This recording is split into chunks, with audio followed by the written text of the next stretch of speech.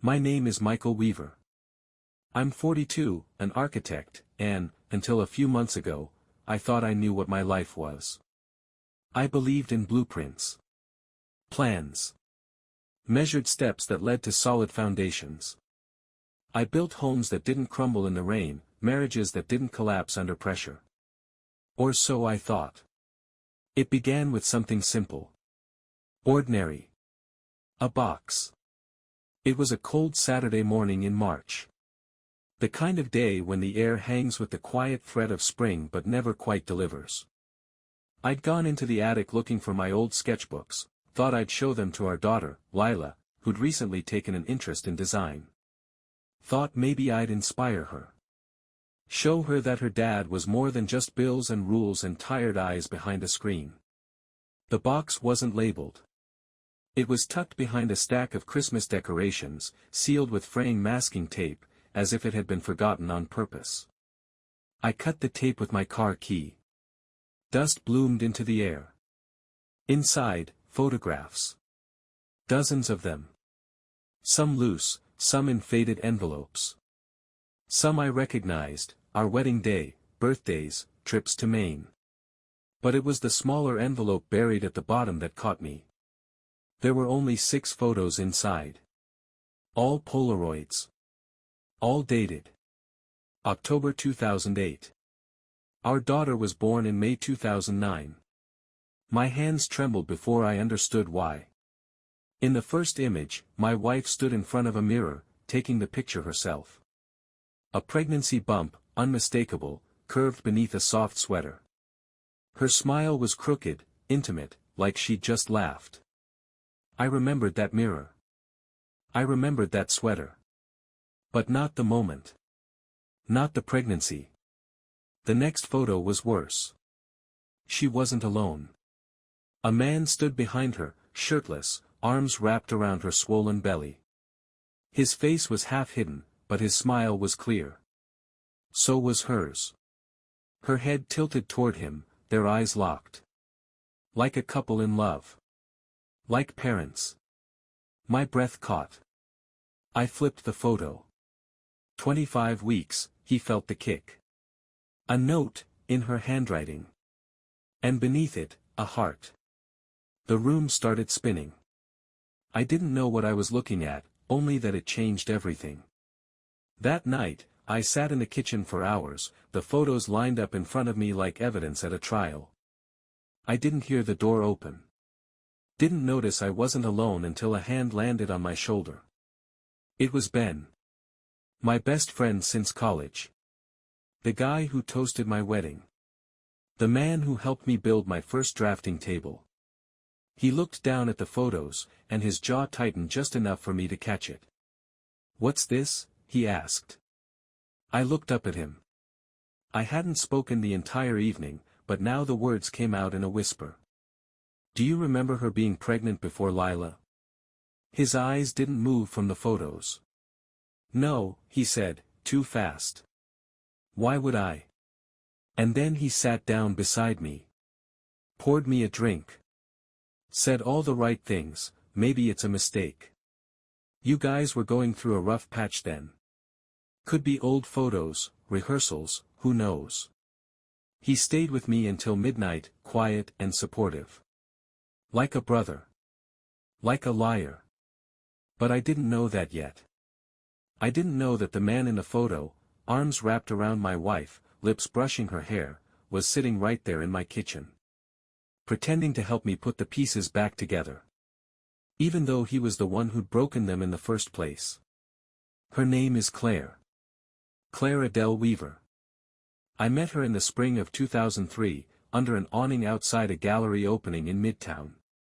It had just started raining, and she was standing there without an umbrella, laughing into the downpour like it didn't touch her. She wore a navy dress with silver ballet flats and held a paper program folded between her palms like a nervous schoolgirl. I don't remember what the exhibit was about. I don't remember what I said to her, or if I said anything at all. I just remember the rain, and the soft arch of her neck when she tilted her head to the side and smiled like the whole world was hers. She was, still is, a beautiful woman. Not in the way magazines sell it. Claire's beauty is quieter than that. It lives in the details, in the way she twists her wedding ring when she's thinking, the way she walks barefoot through the house no matter how cold the floors are, the way her hair curls slightly at the nape of her neck after a shower. She has gray eyes, pale, soft, full of shadows. Like the surface of a frozen lake just before it cracks. Claire teaches high school French. She wears linen blouses and gold stud earrings, never anything flashy. Her perfume is something floral but faint, violets or peonies, I never asked. She keeps her nails short, never polished. She prefers flat shoes to heels, red wine to white, and black coffee no matter the time of day. She loves crossword puzzles, obscure jazz, and old novels with yellowed pages and broken spines. On Sundays, she walks through the antique market near our house and buys things she doesn't need, hand mirrors, porcelain figurines, weathered postcards. She once told me she liked objects with a past. Things that mattered to someone once, even if they've been forgotten. I didn't realize she was talking about herself. We used to laugh a lot. Before the weight set in. Before bills and carpools and late nights buried under lesson plans and blueprints. Somewhere along the way, the distance crept in, not loud, not cruel. Just quiet. Claire would sit at the window after dinner, reading by lamplight, and I'd be in the next room watching the news. The silence between us wasn't hostile. It was hollow. Familiar. Like we'd mistaken cohabitation for love and routine for joy. But even then, I trusted her. Even when she became quieter. Even when I noticed she'd started dressing more carefully, curling her hair even on Saturdays. Even when she began taking her phone into the bathroom, screen down when she came back. I trusted her. And that's the thing about betrayal. It doesn't just make you question someone else. It makes you question every version of yourself that ever believed in them. The morning after I found the photos, Claire was in the kitchen in one of her oversized cream sweaters and faded jeans. Barefoot, as always. She was pouring coffee when I walked in. She looked up, startled. "You're up early." I stared at her for a moment. At the little freckle on her collarbone. The way her fingers curled around the mug. "I found something yesterday," I said. She froze. Barely. Just for a second. But it was enough. In the attic. A box. Some old photos. "Oh," she said, too brightly. "Must have been from college. I used to be obsessed with those Polaroid things." "No," I said. "These were later." She didn't speak. Her jaw moved slightly, grinding against the silence. "They were from 2008, I said. "You were pregnant." She didn't answer. "And not with Lila." She put down her mug with a clink. Stepped back. The silence between us expanded, thick and trembling. "Is there something you want to tell me?" I asked. Her face was pale now. The mask slipping. I don't know what you think you saw." "Don't," I said, my voice hardening. "Don't lie." "Not now." Her lip trembled. And for a moment, I thought she'd tell me. I thought she'd collapse into the truth like a house of cards finally letting the wind in. But she didn't. She turned away. "I have to get ready for work." That's when our daughter came in. Lila is 15. Tall, sharp-boned, and brilliant in ways that terrify me. She's got Claire's quietness, but not her restraint. There's fire in that girl, beneath the sarcasm and the earbuds and the messy room, there's a spirit that doesn't know how to bow. She paused in the doorway, looking at us. Something passed over her face. A flicker of awareness. Of calculation. "Everything okay?" she asked. Claire was already halfway to the stairs. "Fine," she said. Lila looked at me. "You don't look fine." "Go eat," I said, too harshly. She rolled her eyes. Whatever. She brushed past me, but not before muttering, "You two are always pretending." It hit me like a slap. The way kids always see the thing you most want to hide.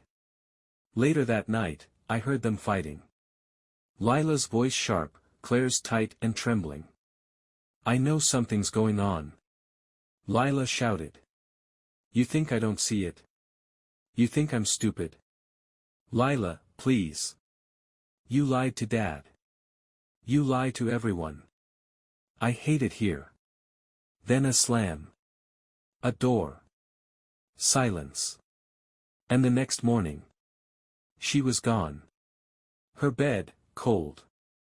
Her backpack, missing. And on her nightstand, a note. "Don't come looking for me. I'm not like you. I won't stay where I'm not wanted." Claire found it first. She screamed. And the house cracked open. The note trembled in Claire's hand like it was written in fire. Her breath was ragged, face pale and blotched as if shame had crawled up from the center of her chest and taken root in her cheeks. "She's bluffing," Claire said. "She's dramatic, she always has been. She's probably with Maya or one of those other girls." "She left," I said flatly. "She packed. She planned it." "Then call her," Claire snapped. "You're her father, aren't you? Or is that too much to ask now?" Her eyes blazed. Like this was my doing. My fault. Like I'd built the box, taken the photos, and pressed rewind on our daughter's childhood until she could no longer bear to live in the same house as her mother. "She's not answering," I said. And she turned off her location. Claire scoffed, one of those nervous, self-protective scoffs that people use when they're afraid to show they're breaking. She paced the kitchen, barefoot again, phone clutched like a weapon. "She's 15, she said. How far could she go?" "A bus can take her pretty damn far," I said. "A friend's couch even further." That shut her up. We spent that day driving. Asking around school. Calling friends. Texting numbers we didn't recognize. Claire even stopped by the train station, hoping Lila had been dumb enough to use her debit card for a ticket. She hadn't. That night, Claire curled up on the couch in her robe, silent, blank-faced, clutching Lila's sweatshirt like a wounded animal. "I'm sorry," she whispered at one point. Not to me. To herself. Or maybe to Lila, wherever she was. "I should have told you everything. I should have." But then she trailed off. Because the truth is, you don't get to choose the moment your lies detonate. You just get to watch the wreckage. On day 4, a call came from an unfamiliar number. A woman's voice.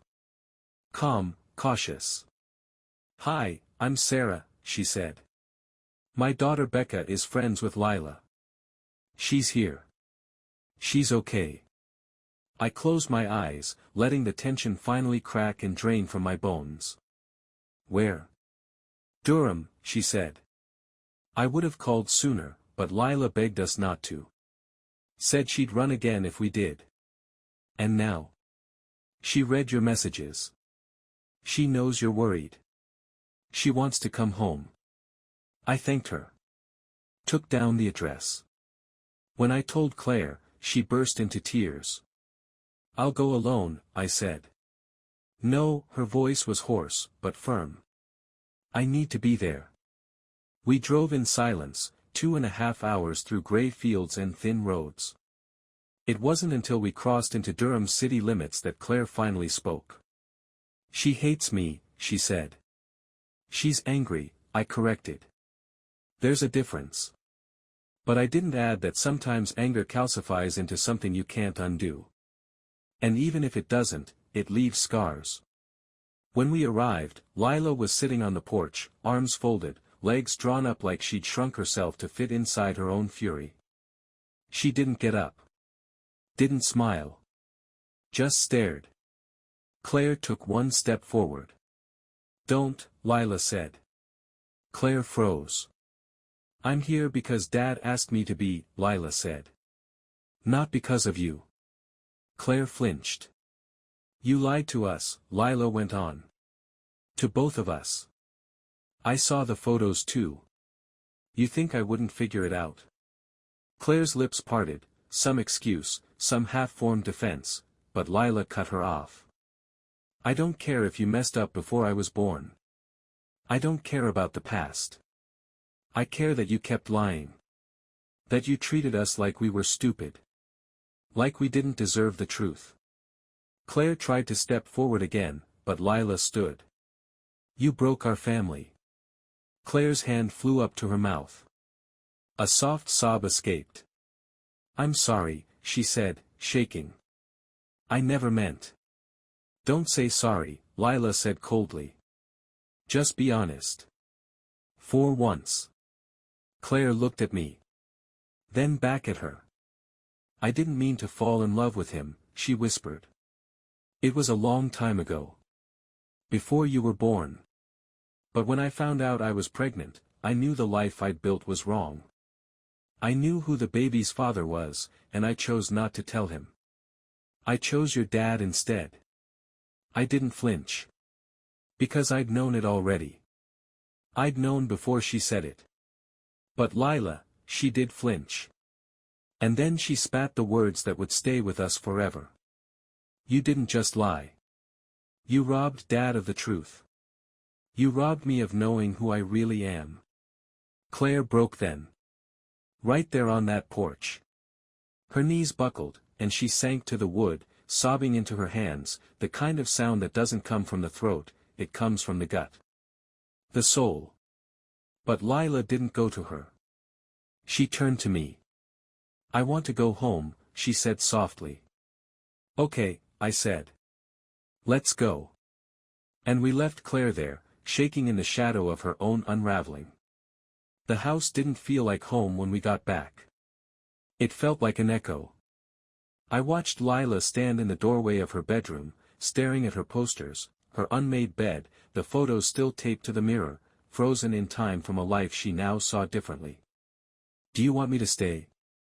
I asked quietly. She didn't turn around. No, she said. I want to be alone. So I let her. I made her tea and left it outside her door. She didn't drink it, but she didn't throw it out either. That was something. For 3 days, Claire didn't come home. I didn't call her. Neither did Lila. She sent one message, to me, not Lila, saying she needed time to figure things out, that she was staying at her sister's place. I read it once and archived it. The house fell into a strange rhythm, hushed mornings, brief dinners, Lila's door closed most of the day, mine open just in case. I'd knock sometimes. She'd answer less often. But slowly, inch by inch, we started talking again. One night, she asked, do you still love her? I was rinsing dishes. My back stiffened. I don't know, I said. I think I loved the version of her I believed in. She nodded, as if she understood more than a teenager should. And what about you? I asked. She shrugged. I don't know either. She's still my mom. But I don't want to forgive her just to make it easier. That struck me, the wisdom in her restraint. The way she refused to pretend something was fixed just because we were tired of it being broken. And then, as if the universe wanted to twist the knife just a bit deeper, Claire came home. Not with an apology. With a suitcase. She stood in the doorway at 6:40 p.m. On a Thursday, eyes hollow, mascara smudged like she'd been crying in a car for hours. Her blouse was wrinkled. Her hair was pulled back tight, severe. She looked like someone who had come home from war and wasn't sure which side she'd fought on. I lost my job, she said flatly. I said nothing. Lila, who'd just come down the stairs, paused on the second step. Claire looked at her. You happy now? Lila didn't move. Her face didn't even twitch. You think I haven't suffered enough? Claire said. Her voice cracked. You think this doesn't hurt me too? You made it hurt, Lila said. Claire stepped forward. You think you understand everything, but you don't. You're just a child. You don't know what it's like to wake up one day and realize the life you built isn't even yours. Lila's fists clenched. No. I do know what that feels like. You gave me a lie instead of a life. Claire's breath caught in her throat. I made mistakes, but I stayed. I raised you. I loved. Don't say you loved us, Lila snapped. You loved yourself. You just didn't want to be alone.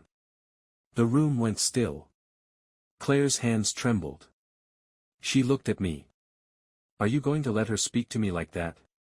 I met her eyes. She's not wrong. That broke something in Claire, something she'd been gripping too tightly for too long. She stormed upstairs, slammed the bedroom door, and for the next 2 hours we heard her tearing through drawers, packing, sobbing, slamming things shut. By nightfall, she came down dragging her suitcase behind her, mascara washed clean, face blank. I'm leaving, she said. No one stopped her. Not because we didn't care. But because she already had. The next few weeks were quieter. Better, in some strange and painful way. Lila started drawing again, something she hadn't done in months. I found sketches left on the kitchen counter, some abstract, others scarily specific, a woman fractured down the middle, a house with 2 doors and no windows, a father holding up a cracked frame. We cooked together more. Sat on the porch with hot chocolate even when it was cold. We talked about school, her favorite bands, how she thought she might want to study architecture too, but the kind that doesn't fall apart, you know. One night she looked at me and said, "Thank you for not lying. Even when it would have been easier." I nodded. "Thank you for coming home," I said. Claire didn't disappear right away. She tried texting. Calling. Leaving voicemails. Some calm, others frantic. All unanswered. Then one day, I got a final message. "Ben's gone. He left. Said it was a mistake. I'm moving. I can't stay here. Too many ghosts. I don't expect you to forgive me. But I hope someday, she will." I showed it to Lila. She read it once. Then handed me the phone. "Let her go," she said. And I did. I hadn't seen Ben in a while. After everything with Claire, our friendship had faded the way old paper does, still intact, but brittle. He stopped dropping by, stopped texting. Maybe he sensed the shift. Maybe he was just biding his time, waiting to see how far the fallout would reach. But the thing about lies is, they echo. And one night, they came back in his voice. It was 2 weeks after Claire left town. I was walking the aisles of the hardware store, picking up some paint for Lila's room. She wanted a change, something soft, like stormy blue or slate green. Said the old yellow walls felt like a lie. I understood. I was in the lighting section, debating over bulbs, when my phone buzzed. Ben. I stared at the screen for a long moment. Then answered. "Hey," I said cautiously. "Hey," he replied. His voice was careful, like he was stepping across thin ice. "You got a minute?" "Barely." Silence stretched on the line like a frayed cord. "Can we talk?" he asked. "In person?" "No." "Mike?" "No, Ben." I swallowed the rest of what I wanted to scream. "Say whatever it is now." He sighed. "I figured, eventually you'd know. Claire told me she left. I didn't think she would. I didn't think any of this would go that far. Didn't think what would go far." I asked, even though I already knew. Somewhere inside me, I'd always known. "The affair," he said. "It wasn't supposed to last." And just like that, the final lock snapped open. I closed my eyes. It was you. Silence. Ben, I repeated, softer now. The man in the photos. That was you. A breath caught in his throat. I loved her, he said. Or, I thought I did. Back then. It was stupid. We were drunk half the time. You two had just broken up for a month. She thought it was over. But it wasn't, I said coldly. She came back. And neither of you said a word. I didn't know she was pregnant, he blurted. She didn't tell me. Not until years later. But you recognized the photos, I said. The night I showed them to you. You sat in my kitchen and lied to my face. I didn't know what else to do, he whispered. You're my best friend. I didn't want to lose you. You lost me a long time ago, I said. You just didn't notice. I told Lila the next day. We were painting her wall together, both of us barefoot, our old clothes spattered in blue. She sat cross-legged on the tarp, holding the roller like a sword. Do you remember Ben? I asked. She looked up. Yeah. He came to the lake with us last summer. I nodded. He's the man in the photo. She blinked once. What? He's the one Claire was with. Back then. Before you were born. Lila stared at the wall for a long time. Then put the roller down gently. I knew it, she said. You did? She nodded. I always felt weird around him. Like. I don't know. Like I was being watched. I tried to keep my face calm. But that hit hard. I'm sorry, I said. I should have known. I should have protected you from this. You didn't do anything wrong, she said. He did. They did. I reached out and touched her shoulder. She leaned into it. The strange thing is, after the truth lands, really lands, there's silence. Not relief. Not clarity. Just space. Like the moment after thunder, when your ears are still ringing but the storm has already passed. I didn't respond to Ben again. He sent one more message a week later, some apology dressed in nostalgia, asking if we could meet, like old times. I deleted it. Old times were gone. Whatever he was to me, friend, brother, best man at my wedding, he wasn't that anymore. You don't come back from that kind of betrayal. You rebuild around it. Claire never mentioned Ben again. Not in her voicemails, not in her letters, not in the emails I stopped opening after the third one. I think she wanted to erase him. Pretend it hadn't been him, of all people. But that's the thing about truth, it doesn't erase. It imprints. Lila and I don't speak of him often. But sometimes, in the small hours of the morning, she'll look up from her sketchbook and ask questions that have no good answers. Do you think Mom ever loved you? Do you think I look like him? Do you think you'd still have loved me, if you'd known? And every time, I answer the same way. Yes. To all of it. Because none of this, none of it, ever changed how I felt about her. Not the truth. Not the pain. Not the blood. She's mine. In all the ways that matter. Fall came early that year. The leaves turned sharp and golden by the second week of September, and the morning started whispering frost through the grass. It felt fitting. Like the world had decided to mirror what was happening inside our house, quiet decay, soft endings, a coldness that settled in even when the sun was out. Claire left town in the middle of it. There was no grand announcement. No confrontation. Just a single envelope on the doorstep one Thursday morning, addressed to me and Lila in her loose, slanted handwriting. Inside, one letter. 2 pages. She didn't ask for forgiveness. Not really. She explained things, but in the way people do when they're more concerned with being understood than with making amends. She talked about fear. About how she'd spent her 20s building a life on decisions made out of guilt and confusion. How when she found out she was pregnant, she convinced herself that hiding the truth was mercy. That I'd be the better father, the safer partner, the stronger bet. But not once, did she say she regretted loving him. Ben. She never used his name, but she didn't need to. The shape of it was there in every paragraph, like a watermark beneath the paper. At the end of the letter, she wrote. I lost everything. My job. Him. You.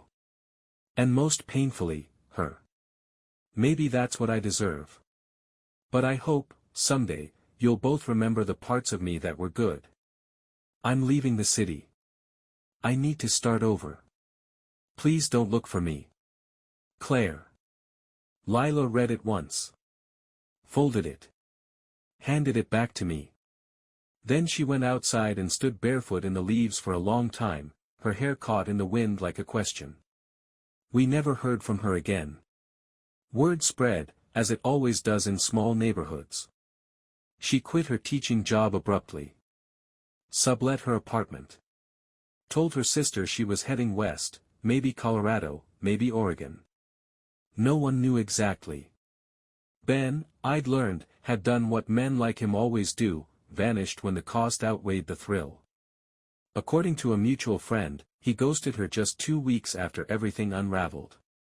Told her he needed space and stopped answering her calls. Cowardice in its most predictable form. And Claire? She didn't fight it. Didn't chase him. Didn't chase us. She disappeared as if she finally understood that presence without honesty isn't love, it's invasion. Lila and I rebuilt slowly. We moved the furniture. Repainted the kitchen. Donated everything that still smelled like her perfume. I packed away the wedding photos in a shoebox and pushed them to the back of the closet, not out of hate, but because grief has its own pace, and I wasn't ready to forgive the memory of her smile. Lila started therapy. She asked for it. Said she didn't want to carry the anger into her 20s. I was proud of her. I still am. Some nights we sit on the porch with cocoa and blankets, watching the leaves drift like ash from a slow, invisible fire. She tells me things now. Real things. About her fears. About the friend who kissed her last week. About how she's not sure who she is anymore, now that the truth has rewritten her foundation. I thought I was one person, she told me once. And now I feel like I'm someone else. You're not someone else, I said. You're just unearthing the real version. And she nodded. Like she believed me. One evening in mid-October, I came home to find her sitting cross-legged on the living room rug, sorting through a pile of family photos. She held one up. Claire, in the hospital, holding baby Lila. I was beside them, my hair a mess, eyes red from tears and no sleep. She looks happy, Lila said. She was, I answered. In that moment. I believe she was. Lila turned the photo over. There was nothing written on the back. She gave me life, she said, softly. But you raised me. I sat beside her. We didn't speak again for a while. We just let the quiet settle between us, thick and forgiving. By Thanksgiving, we'd found our rhythm again. We cooked a too-dry turkey and burned the rolls. We played cards and laughed until we choked. And later that night, Lila looked at me across the table and said, "Do you think you'll ever fall in love again?" The question took me by surprise. "I don't know," I said honestly. She grinned. That wasn't a no. No, I smiled. It wasn't. Claire never came back. And in time, she became what all storms eventually become, something you learn from. Something you brace against. Something that passed. Not without damage. But not without clarity, either. There are moments in a man's life when everything goes quiet, not because the world has grown still, but because you have. The noise inside your head, the weight of what was done to you, the fury, the grief, it all settles. Not with peace. Not yet. But with clarity. For me, that moment came on a Sunday morning, almost a year after Claire left. Lila and I had driven upstate to visit the college she was considering, an arts program with old brick halls and maple trees that turned gold in autumn. She walked the campus with wide eyes, asking a dozen questions, and when we stopped for lunch